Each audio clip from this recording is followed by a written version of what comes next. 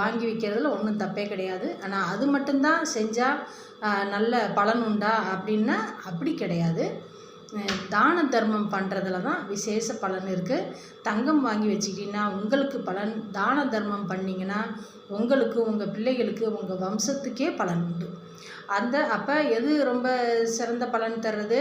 தான தர்மம் பண்ணுறது தான் நல்ல சிறந்த பலனாக தருது.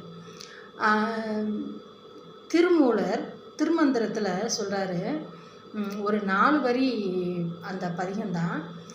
யாவர்க்குமாம் இறைவர்க்கொரு பச்சிலை, யாவர்க்குமாம் இறைவர்க்கொரு பச்சிலை, யாவர்க்குமாம் பசுவிற்கொரு வாயுரை, யாவர்க்குமாம் பசுவிற்கொரு வாயுரை, யாவர்க்குமாம் உண்ணும்போதொரு கைப்பிடி, யாவர்க்குமாம் உண்ணும்போதொரு கைப்பிடி, யாவர்க்குமாம் பிறர்க்கு இன்னுரை தானே.